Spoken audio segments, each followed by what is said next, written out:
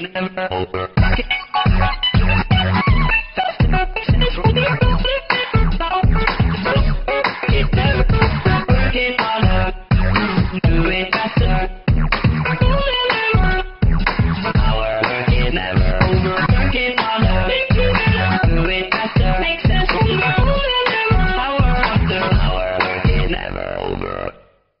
morning, butt kickers. It's February 13, the 44th day of 2011.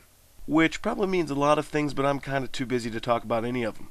So here's what I'm planning to do for this episode. I'm just going to read a story that I wrote, a story I wrote for a class in the past. And it's not necessarily going to be a funny story. It's probably the opposite of funny, but at least it's a video and it's some content. I'm just really busy today, so I can't really do anything too consummately creative. This story is called Everyone's Waiting. Little Tommy Flundernick stared at his reflection in the water. Of all the parks he visited with his family, this one was Tommy's least favorite, hands down. But he liked the wishing fountain.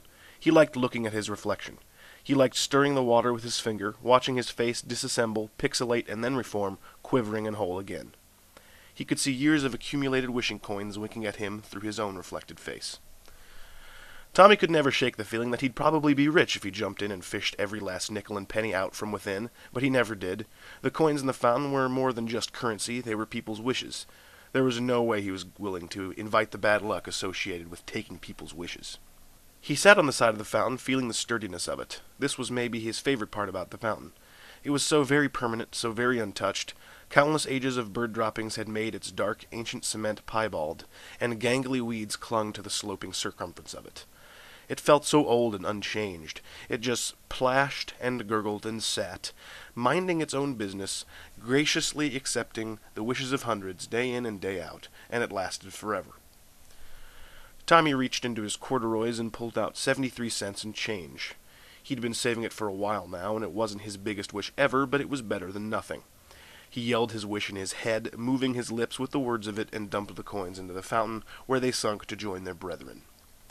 "That makes $22.17 I've thrown in total now," he told the fountain. "How about I get my wish now?" "What'd you wish for this time?" came a voice. Tommy's head shot up. It was his older brother, Marcus. "Same thing as always, Marcus." "Seriously? You can't think of anything else in the world you might like?" "There are plenty of things in the world I might like, Marcus, like a PS3 or a new set of shin guards or like $1 million or something, but I don't want anything more than what I wished for." "I see," Marcus replied, and joined his brother on the side of the fountain. "You sure like this dumb old thing, don't you, bro?" Tommy itched his nose and put his chin in his hands. "It's not dumb, Mark." "How come you never go with Mom and Dad?" "I've told you this like 1,000 times, Marcus. I don't like this park. It's my least favorite."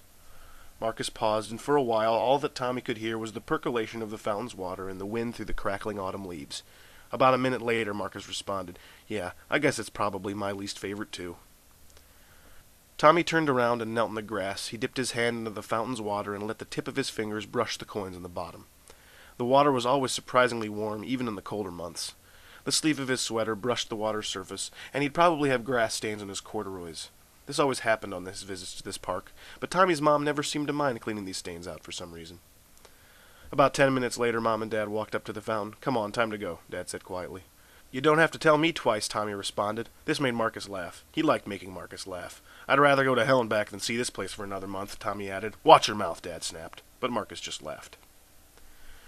1 month later, the family returned to Tommy's least favorite park. It was Marcus's birthday, and Tommy had managed to hoard a whole $5.55 this time.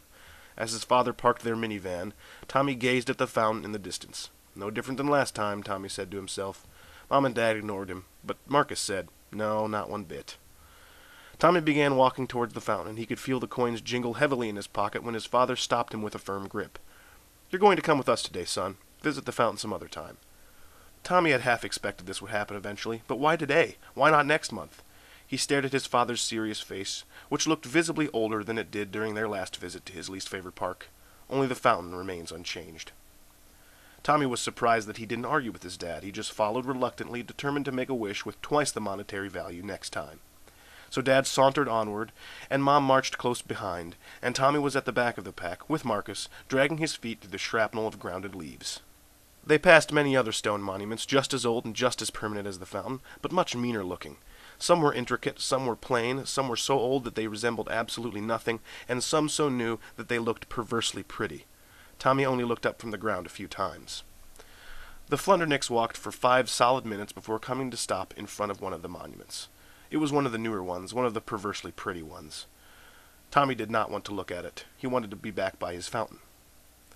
He felt his father's hand on one shoulder and his older brother's hand on the other. "This is my least favorite park," Tommy barely said. His father's hand and his brother's hand squeezed in unison. "I know, son. I know," said his father. Tommy brought his face up slowly to look at the face of the stone. The stone was glossy, multifaceted, beveled and cut brilliantly, and there were little rivers of quartz in it. Tommy read the name on it. He read it over and over.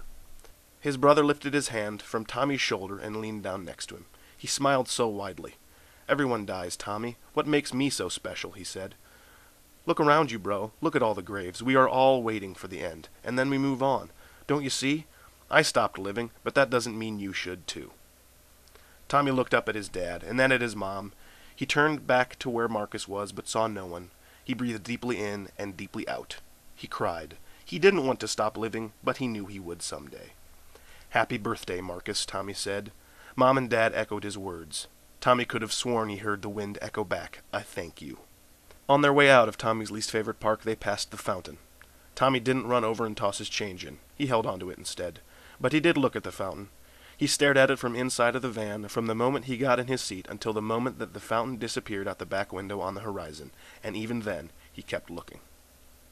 Until tomorrow, I'm Griffin. I'm still talking.